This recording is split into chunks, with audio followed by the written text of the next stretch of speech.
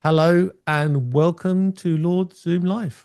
Are you feeling warm? I'm not. I got my jumper on and I got my mate Mike with me to help me. Hello, In this everybody. episode, hello, Mike. In this episode, we are going to talk about CRMs and marketing systems because many people have various systems that they have for marketing, which may hold lists of customers, prospects, leads, etc. And they may email those people from those lists. And of course, the question is, what happens when you want to invite those people or a subset of those people to a meeting, an event, a webinar, or whatever? What do you do and how do you do it? Those are the questions that we are going to try and work through today. So the easiest thing to talk about, I would say, would be to start with Zoom meetings. And if you have a Zoom meetings account, you probably say, because we hear it a lot in the community, you probably say, how do I invite somebody to my meeting? And there are, I believe, 3 ways to do it, or 3 easy ways that I always tend to remember of doing that. And I'm just trying to find the page so I can actually show you something live as well with the screen share in a second. There we are.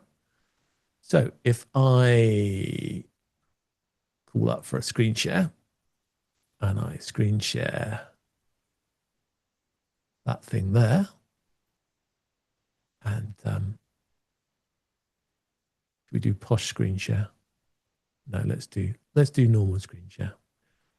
And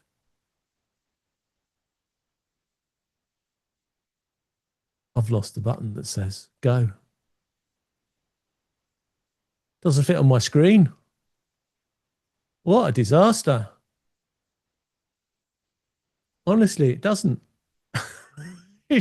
But the share button doesn't fit on my screen, so I can't see it. No, I can now.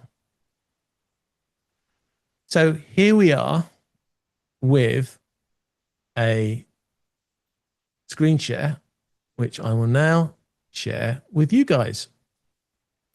So we'll go screen share.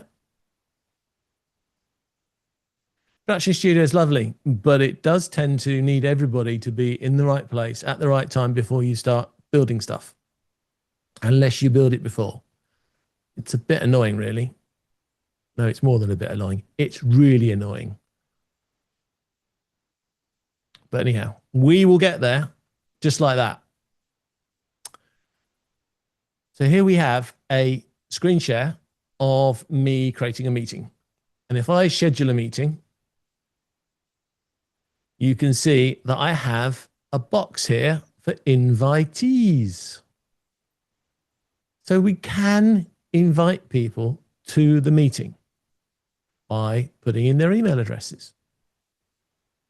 And I don't want to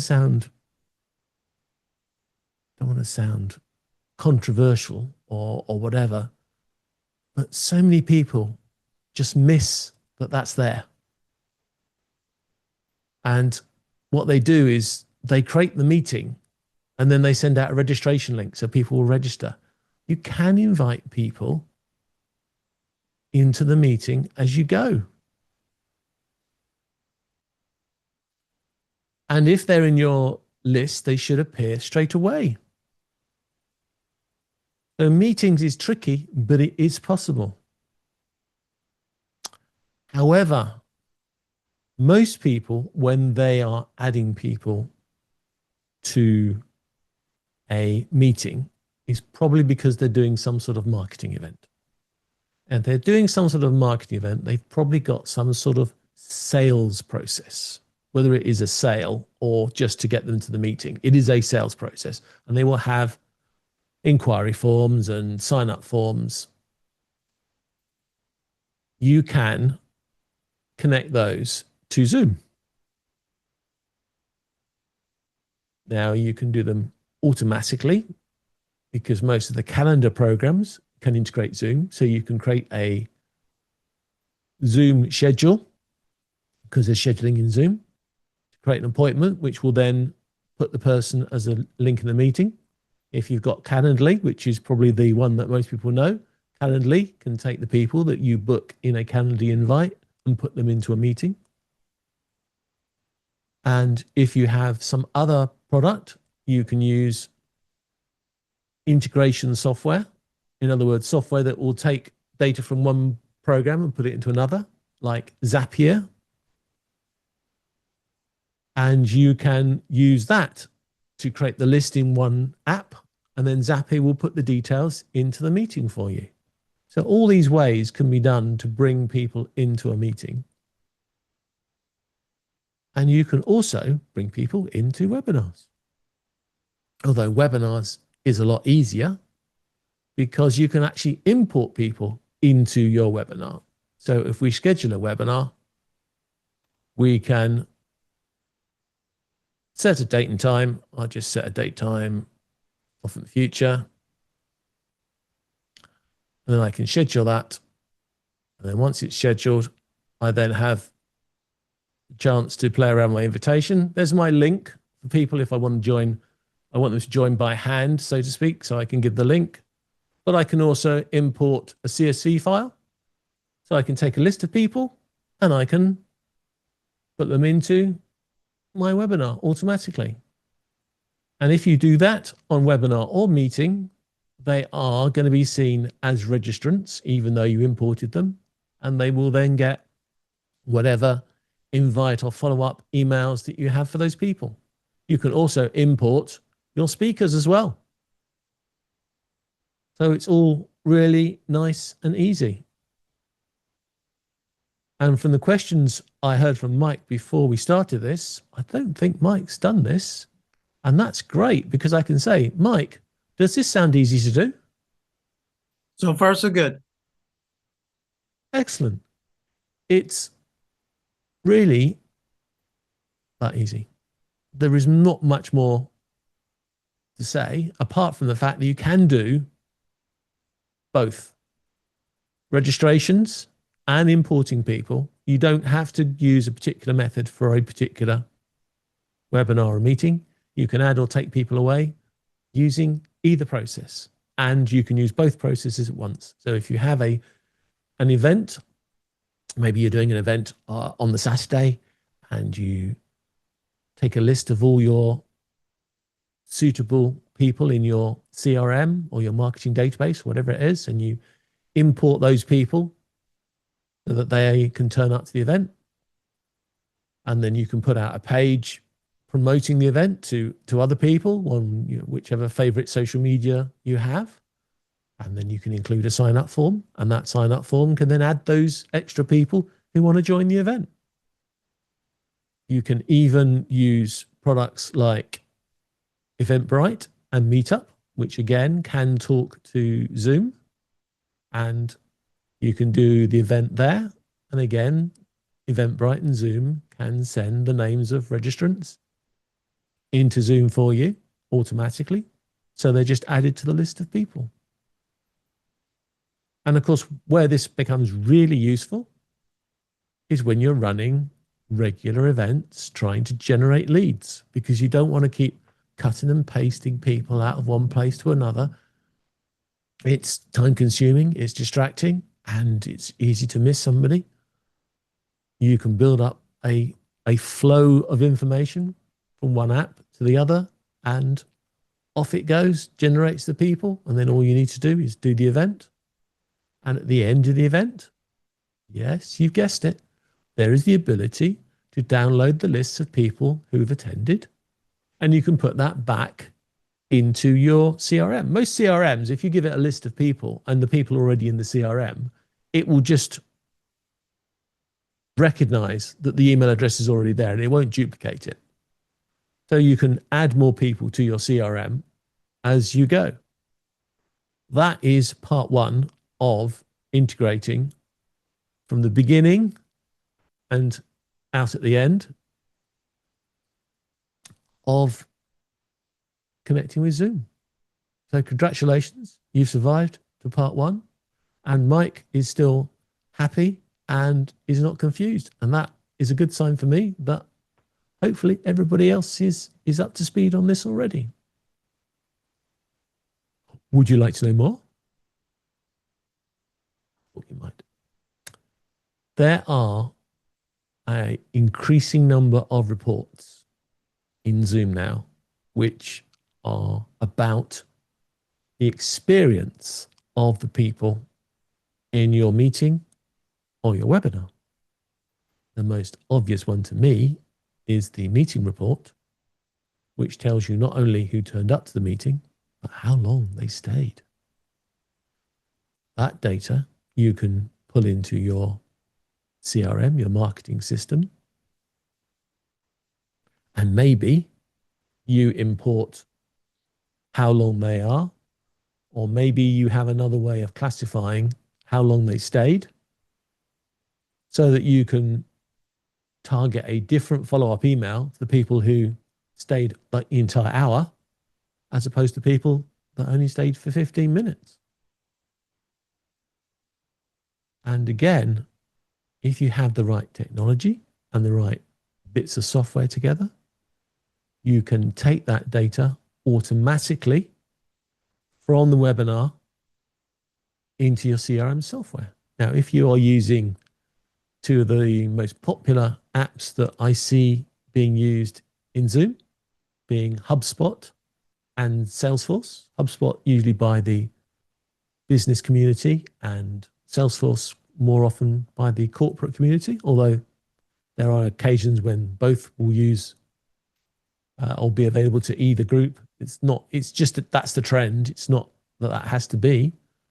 HubSpot and Salesforce have been spending a lot of time and effort writing better connections between Zoom and their product so you can get more interaction data.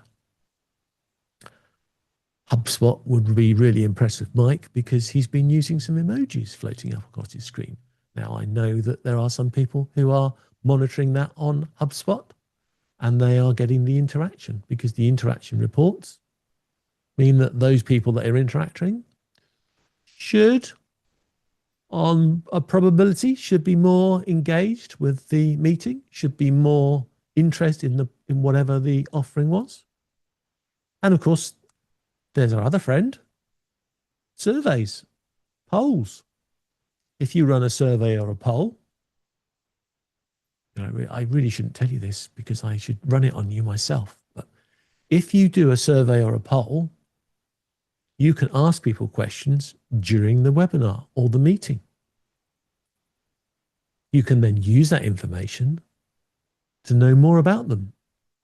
I've actually seen it happen, to be honest, but I wouldn't actually suggest anyone said, are you unlikely to purchase, likely to purchase, or very likely to purchase? I mean, that would be probably a little bit obvious. And the very likely to purchase would get a call from your sales team 10 minutes after the webinar. That may be a bit unsubtle, but I've seen it happen, and I've seen it in a more subtly way phrased.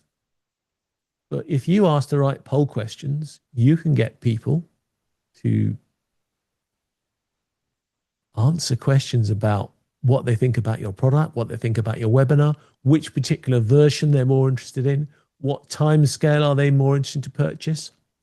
And I can tell you from experience that if you weave that into a webinar itself, rather than a questionnaire at the end, you get more answers and you get more honest answers from people if you engage them during the webinar. And don't forget my favorite. You ask a question and then you throw people into breakout rooms depending on the answer they gave, so that you can then send somebody into the breakout room and have a conversation about a particular part of what you were presenting because you've just segmented your audience into those breakout rooms. And of course, if you do that, or even if you just ask a question that does that, that again is data which will be really interesting to put into your CRM afterwards so that you can follow up in a different way depending on what product they were interested in or what level they were interested in or whatever other question that you asked them. And that's why the guys at HubSpot, Salesforce, and other companies are spending a bit of effort pulling out as much interaction data from Zoom webinars as they can, because it's all really useful information. And it does mean that you can automate a lot of things that we used to have to send follow-up emails to get the response from. We used to have to have sales teams phoning up people. If you can get more interaction during the webinar to find out if people are interested, you can target your resources on the people that are interested. It really is blindingly obvious, but only once you start thinking through a process. You may categorize your users. I hope you do. There's a lot of what I often hear it called scorecard marketing, where you are marketing to your database of people and you are scoring them based on the ways they react to the content that comes to you. Well, now guys, you can scorecard market people throughout your webinar. You can scorecard mark them throughout your event. If you have an event and there are various things that you can go to in the event, you can get the data out of Zoom to find out which one they went to.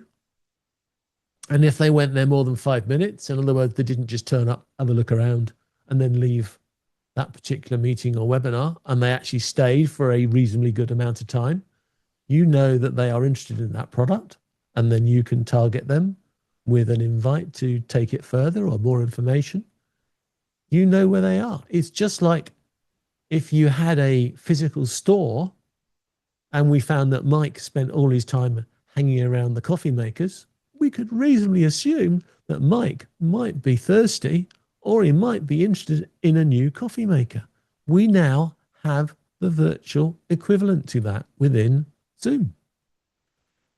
And if Zoom didn't have a coffee emoji, Mike would have been disappointed there. That was very well done, sir. Very well done. So that is the simple overview of strategies. And the nice thing about Zoom events is you can duplicate Zoom events. So once you've got a format set up like we have here, although somehow I didn't manage to bring my background into the meeting, but I'll have to work out which way that didn't work. Once you have those settings so that you have the polls and the surveys or whatever you're going to have in your Zoom event, then all you've got to do is connect up the CRM marketing system to collect that data. And when you repeat it, the only difference between one meeting and another is going to be the meeting ID. All the data is going to come through for the same reason if it's the same event. So it's actually really easy to automate these. And let's take it one step further. Supposing you're a sucker for recordings and you like to run the same event over and over again, and you've got the best version of your presenter presenting that event and you run it in Simulive. Well, there's nothing wrong with having one of your techs or one of your assistants or yourself hanging out during the Simulive in backstage. Simulive will play the presentation as if it was live, and you can sit there activating the surveys and the polls. You can sit there and respond to the questions in the Q&A. And then you take all that data at the end and you pump it back out into your CRM. Gosh, it sounds really easy, doesn't it? It is a little bit of work, but it is, in practice, so much easier than, well, I was going to say than before Zoom, before COVID, and when we just had those off-the-shelf webinar packages. But actually, it was very difficult to do a lot of this stuff in those original webinar packages. You found marketing people saying silly things like, put a one in the chat if you like X, so that they could then look at the chat script later and find all the people that put a one in and assume that they had answered to that question. And then that's, by the way, that's the secret why they would say, put a two in the chat if you like. And their next question that they ask the audience 10 minutes later would be, put a three in the chat, because they could then look for those individual numbers. And I feel really sorry for the people that didn't catch on to that trick and always used to put one in the chat if you like it, two in your chat if you didn't, because then they had to work out which question they'd asked when the person had responded. But if you ask questions through polls, you ask questions through surveys, and you always make sure that when you ask a question and they want a text answer, make sure the text answer is unique for that webinar, then you will always know. And by the way, you all guys owe me £1,000 and 5 hours of your life for getting that trick, because it does save time and stress trying to work out. When he said webinar, did he mean the webinar bit that we did at the beginning or the webinar bit we did at the end? It makes life so much easier. Exactly. You don't know. You really don't know. So that's the simple hack. I used to be really boring. Did you hear that? I used to be really boring. I used to be a tech lead, and I would have to go through slide after slide that had been supplied by the software company or the hardware company of the product that I was trying to sell. And I was supposed to have a script that I was supposed to keep to. And I think I kept it up for a month, 2 months, not long, maybe 6 or 8 presentations. And I went to see a person who was head of IT for one of the major building societies. I won't say what the size of the building society was, because otherwise those people in the UK will know exactly which building society it was. But let's just say it was a reasonably large building society. And we were talking about a reasonably large system and a reasonably large possible sale. And I had 60 something, I can't remember, 65, 66, and it had 60 odd slides. And probably 2/3 of them had been supplied to me by the software company that did this product. And I was supposed to go through all the slides. And they were useful because they did explain everything. They weren't like 60 completely separate slides. There were quite a few slides which would step through the process of how you were using this software. So there was a reasonable justification for having that many slides, because some of them would be on the screen for like 2 seconds, and the next one would be 2 seconds, and the next one would be 2 seconds. As I'm explaining a process, because this was in the days when you didn't really have animations in slides. But unfortunately, this chap turns up, and firstly, I wasn't told that the boss of the tech for this particular building society was going to be there. But this person turns up 5 minutes after we should have started. And his first thing he says to me is, hello. And the second thing he says is, I hate PowerPoint. And I said, well, it would be difficult to explain some of the things I want to show you without having some pictures to show you. It's going to be much more time consuming to try and describe the process than just show you with a few flowcharts. And he said, okay, you can have 6 slides. So I had to put together a presentation, and I could only use 10% of the slides that I had available to me. The good news is he liked the software and the presentation went really well. And I probably didn't realize it at the time, but I had subconsciously made the decision not to talk at people anymore and to turn all my presentations into conversations.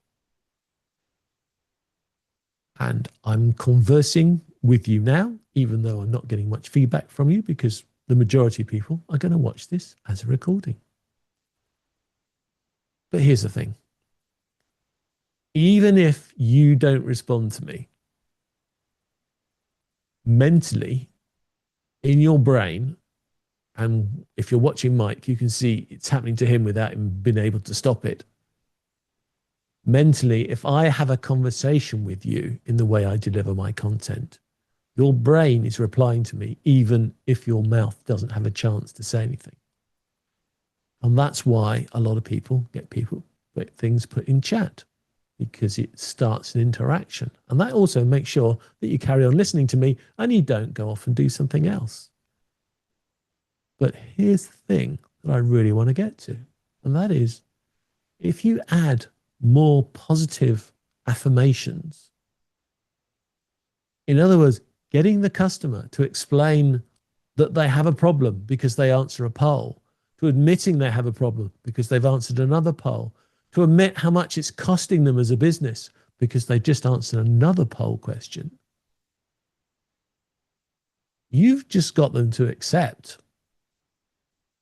that they need your product or your service or whatever you want to supply to them. It's human nature. And so if you can weave that into your presentations, it's much easier to get an answer out of people that way than running a survey afterwards, because most people just brush a survey and never answer questions. You're getting the reactions from them as you're presenting your product, not at the end when the day after, when they've had a chance to cool down about your product. You're getting them while they're excited, while you're explaining the product. And then you can take that data and put it to your CRM so you can follow people up based on their activity. Mike, are you a convert? Did I convert? Am I going to try to use this more often? Yes, definitely. I'm going to try to use this more often. Brilliant. Well, I persuaded one person. Hopefully, I persuaded a few more. But it's all a question. Sorry, go ahead. I was just going to say, I know that we have Salesforce. So we are one of those Salesforce type companies. So again, I will look into further what Salesforce integration is available from our current Salesforce account, and see if there's any integrations that we can add to our Zoom events platform. That's great. I know that HubSpot and Salesforce are involved for a few reasons. One reason is they are mentioned quite a lot by Zoom. So I know that Zoom are working with them. Secondly, I've bumped into some of the engineers. I've bumped into engineers from HubSpot, and I've bumped into engineers from Salesforce. Okay, now I'm going to backstep on that. I've definitely spoken to a HubSpot engineer. I've spoken to people that are working on Salesforce. I'm not certain, because they didn't identify themselves as Salesforce engineers, but they were working on the Salesforce package. And I know from other people that have integrated. So I'm certain that Salesforce and HubSpot have both made positive actions to improve the integration between Zoom and themselves. And of course, if they didn't, then there are also integration products like, as I said, Zapier or Pabbly. But I think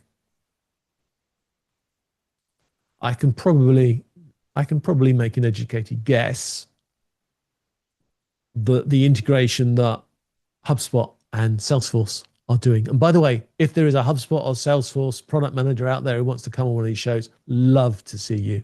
Really would love to see you. I'm pretty sure that if these companies are working on integrations, and there are software guys working integrations between Zoom and Salesforce / HubSpot, they are going to be taking much more data and much more interesting data out of the webinars than just the basic stuff, who turned up, how long they stayed there, all the really standard basic stuff that you can pull out of a simple report from Zoom. And wearing my software hat, one of the things I was asked, it might have been last week. It was either last week or the 2 weeks before that, when we had a developers call. where somebody did say that they wanted to get more of the emoji reactions back. And as I am the creator of the hand raised app, I know that it is actually possible to capture that data live. And some of it is available in Zoom. I don't think it does all of the data, but I did notice that Zoom seemed to be making more interested in collecting that data, shall we say. So I think the feedback, which is what they're often called in the Zoom world, the feedback data, I think, is being stored and may be better used in the future. And if it isn't, it is actually quite easy to code, to sit there and listen to who's raising their arms and things. And I would be breaking my own personal NDA if I told you any more at this point. But there are some useful things going on there, useful things. So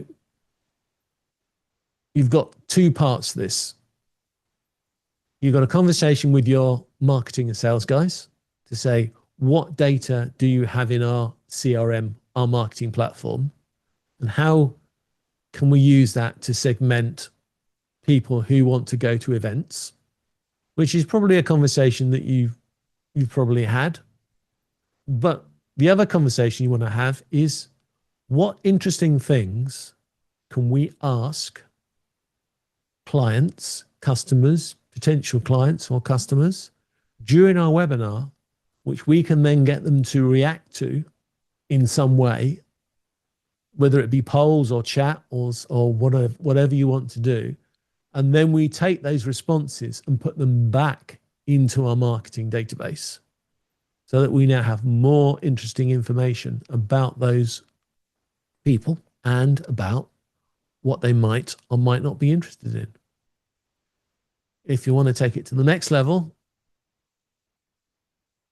you have to write a presentation that doesn't go from top to bottom, but has options to change direction depending on what people say. Because the next level of complexion would be if you asked a question and you found a majority of people said one thing, you gave it two options about, I don't know, think of an example. Maybe you asked a question about how big is the need for customers. You know, are they looking for a product that needs, you know, a certain size of product, or do they need a higher level product?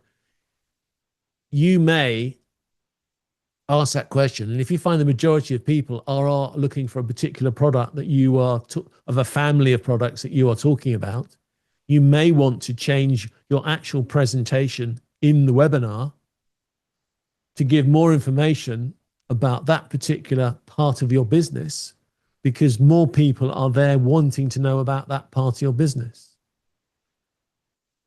You need a confident presenter who can jump between your slides and know the presentation well, and obviously has to do it live to be able to do that. But you can choose to change your webinar based on some of that data, as well as using the data of how you're going to follow it up. It may be you do a Simulive, which opens the whole thing, whatever the thing is. I'm being vague here because I don't want to tie it up to one particular product, but maybe you have an opening presentation about your range of products, and that is pre-recorded Simulive. And then you ask a couple of qualifying questions, which you put into the polls, about at what level people are interested, at what level or time scale they are looking to purchase. And then the next part of the seminar or the presentation could again be another pre-recorded part. But which bit you do could be based upon the audience that you have on that particular day. And then you take that data and you push it through into your CRM or marketing platform. It may be you have a introductory webinar which gives an overview of your products. And then based on the reaction of the people to the questions during that introductory first delivery, first introduction type webinar you do, your CRM will then invite them to the next webinar in the series, but you have a selection of webinars for the follow-up, and they are based again on the feedback that you get from the people during the first webinar, so that you get them targeted to the right particular product. So they might have a follow-up webinar which is more in depth for one particular thing, and if they like another product, maybe they get a different webinar. And you can, if you want to, you can sit down and effectively pretty much automate that, because once you have your meetings created and you can get your CRM to add people to lists, then it's just a question of working out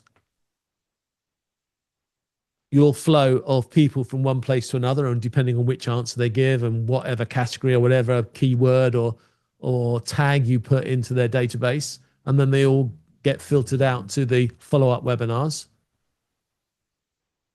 Maybe that happens over a 2-week period. All you've got to do then when you reset the system for the next 2-week period is just to change the meeting references so that they go into the webinar that's in July or in August or in September, and not the one that you've just done the month before. By the way, we're recording this in September. Don't know why I picked July out, but I did. Of course, if you have events that are recurring,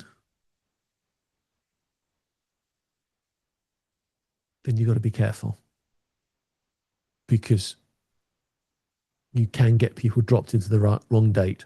So it's another one of those examples why sorry, Zoom, I don't like using recurring events. I like to duplicate them or copy them. I don't like to use the recurring event feature.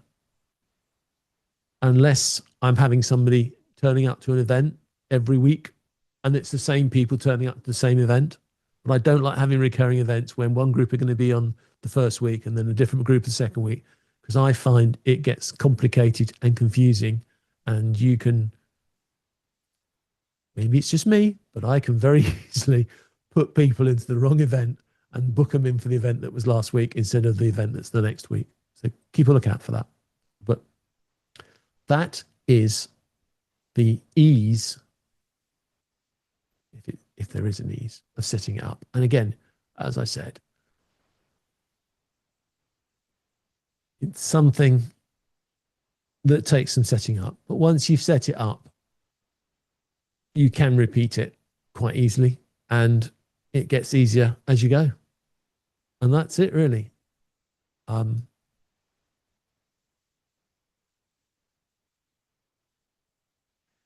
This is one of those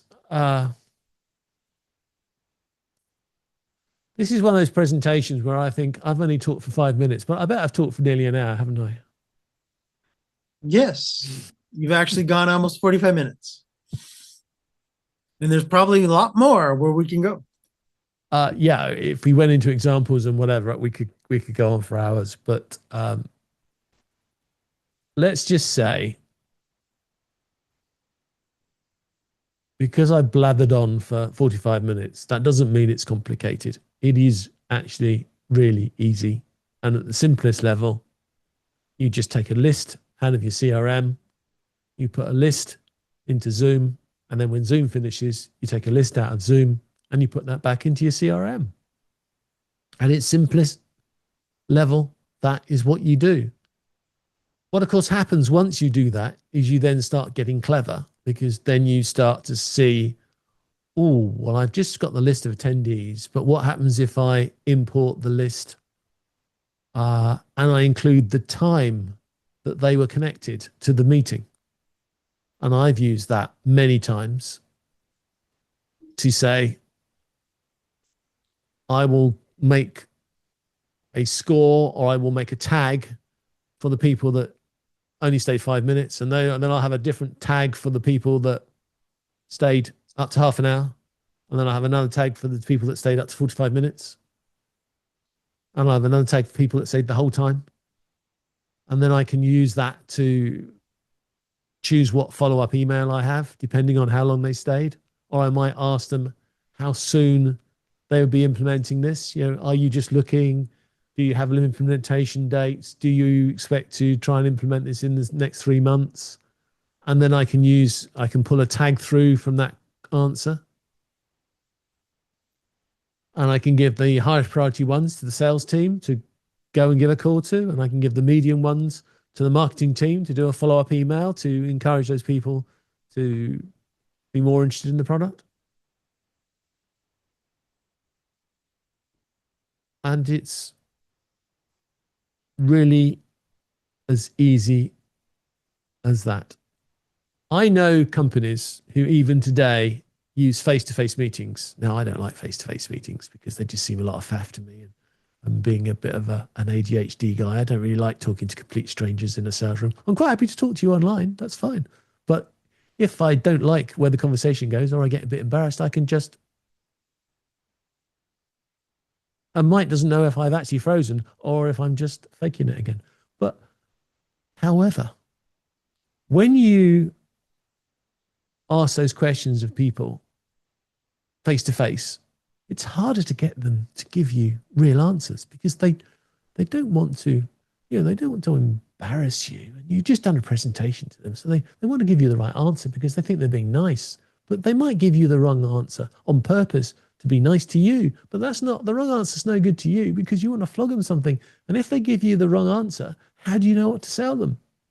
And if your sales team goes and talks to the people and they realize they're just being talked to by a salesperson, quite a lot of us will start saying we're not interested, won't we? Because or we'll find the easiest way of getting rid of the salesperson because salespeople are dangerous. They want you to buy stuff, They can be frightening, those salespeople. You don't feel that intimidated so much when you do it online. So although I know people love doing things face to face and getting the body language, but what I'm trying desperately hard to push into your minds is this idea that it's actually easier to get people to react to your content when they're seeing a webinar online than doing it face to face.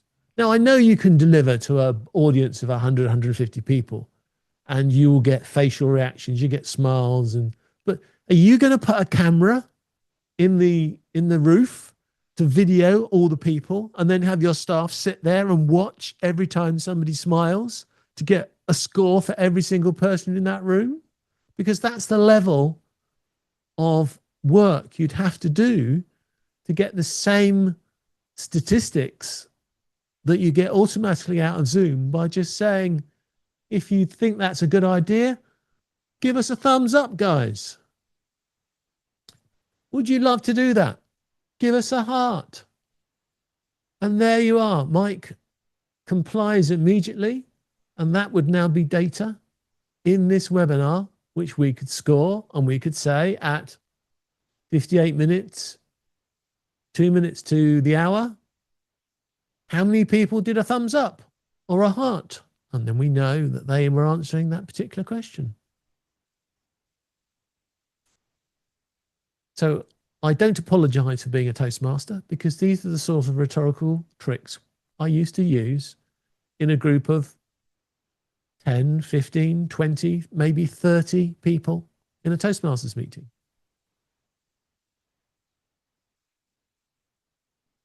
But there's no way I could capture, and that's why I said you need to have a camera. There's no way I could capture more than about a dozen people and make a mental note that they were the people that were really interested or really engaged in what I was presenting.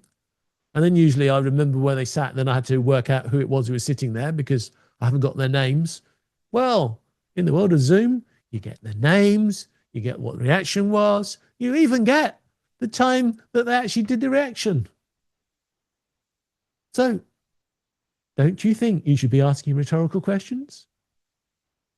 Don't you think Zoom is a great tool for rhetorical questions? I do. And I use it like that all the time. And I'll give you one final little thought. And here it is. We, my friend and I, Shonda, I'm going to name drop her because you won't know who she is. But my friend Chandra and I, known her for many, many years, and she does medical events. So we have doctors and pharmacists who need to do training on new product procedures, prescriptions, etc., etc. Now, you may think that that's quite boring. And it's not boring for me because I spend my time trying to understand all these big, long chemical product names and trying to work out how I'm going to pronounce them. The most exciting time for those webinars is when the speaker does a case story to give context to what they've been speaking about and asks a poll question. The engagement level is absolute. Usually 90% plus. And the 10% of people that don't respond, it's usually because they went to make a cup of tea at that point, or they couldn't work out how to respond to the poll question. But the responses are amazing because we've just interacted with them. They've got a chance to show their interest, to show their skill, to give their view back on what they've just been trained on. And they love it. And I'm pretty sure that if you do that sort of thing with most groups of people, they are going to feel engaged and they are going to respond. And they are then going to give you the feedback, which is jolly hard to collect face to face in a physical environment. And the more people you have on your webinars, harder it is for you to be able to collect the same level of data in a face to face event. Please don't stop meeting face to face just because of that. But do bear in mind that when you are running virtual events, it's a great time to get feedback from your clients, your customers, whoever's on the call. Do not lose the opportunity. And you'll make your marketing team really happy because all this data is going to feed into the CRM and they are going to have more information about your clients, your customers that they can work on. Over to you, Mike. Yeah, this has been really interesting, John, because again, as I was mentioning earlier, that we don't integrate currently, but again, we can do at least the simple stuff, like you were saying, to bring in, the CSV into the actual event of, potential, the sales team, if they're going to do a special event for certain dealers of ours, as an example, or if we're going to actually have a full-fledged dealer event, then we can actually have all the dealer database dump out of Salesforce, and then we can actually bring that in, format it the way that Zoom wants it in the CSV, and then go from there so that we don't actually have to have a registration form that could potentially be public and then have the concern of policing of people that should not be coming to a specific event or webinar or whatever we're having. Yeah, that's a very good point. And also, if your dealers don't have to fill in a form, they just get sent an email, and all they need to do is click on the event to join the event on the day prescribed. There's also much less chance of them not filling in the form because they've got no form to fill in. So there's more chance of them turning up to the event. And if you do that, you can also pull another trick, which is if you have a sales team and the salespeople are allocated to different customers, you can have the possibility of dropping them all into breakout rooms at the end of the meeting, and they all get to meet their account manager. Right. Or in our case too, on top of that too, depending on the type of event, it actually might be brand related as well. Yeah. So it could be representatives from brands. Yeah. And also, So if you ask a trade show, question at per the se. end, Yeah, you can ask a question during the event ask questions about their interaction or their interest or their use of the particular brands. So then at the end of the webinar, you got some feedback for the brands, whether the brands are going to be done by the brands themselves or going to be done by your sales team. But you can get some feedback about the brands from the people there, which particular brands they're interested in, and then you could then the marketing team can then target a follow-up based on those replies. Or as I said earlier, it may be that you run that event to see what interest there is particular brands. And if there's a big interest in a particular brand's product, then that's got to be the open goal to say, oh, I think we need to run an event now about that specific product for that specific brand because we've got so much interest. Exactly. Exactly.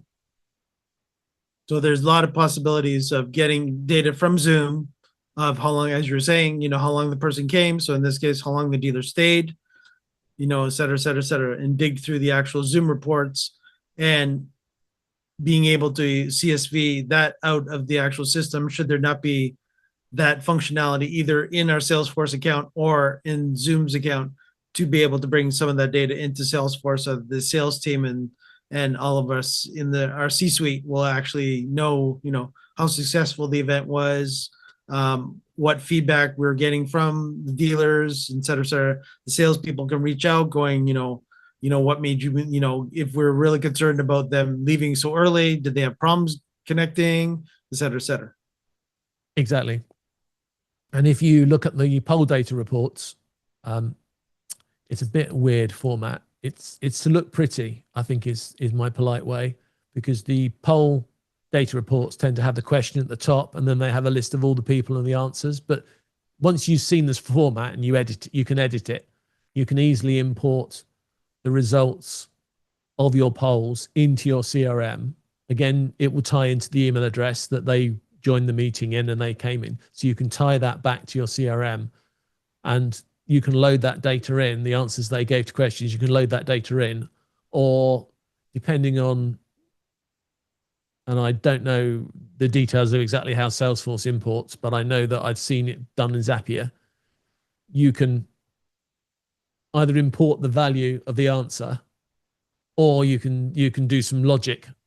If they gave answer 1 and 2, then tag them as this. If they did answer 3 and 4, tag them as this. And then you can add those tags to the database so that they are now able to be searched by that particular tag. That you asked a question about product X, and this is the tag that if they were interested in it and they want to purchase it in a short period of time, and then your sales team can see exactly that that's the people that want that information about that product because they want to buy it. Yeah, exactly. Exactly. Well, I've converted you. I've reminded myself I probably don't do this as well as I could. But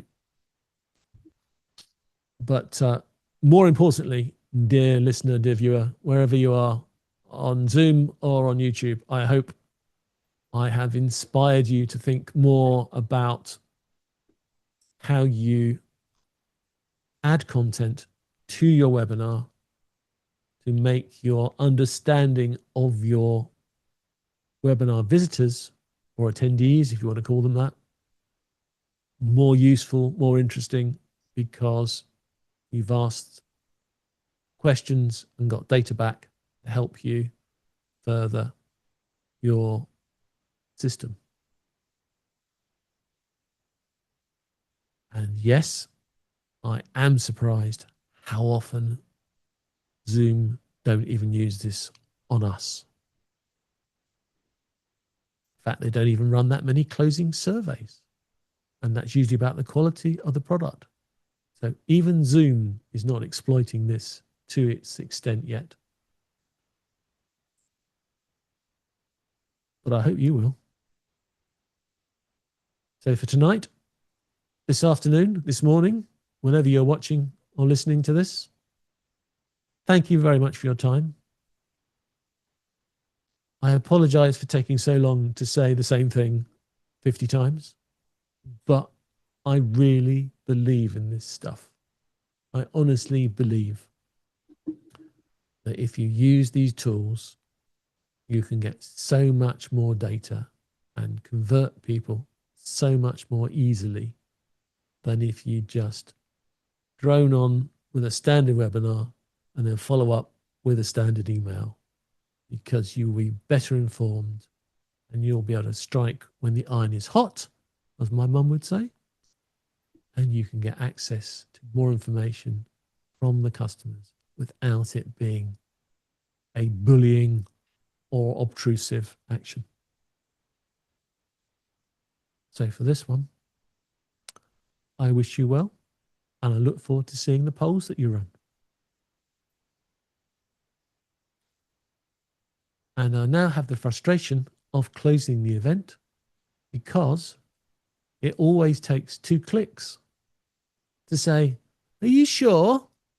Are you really sure?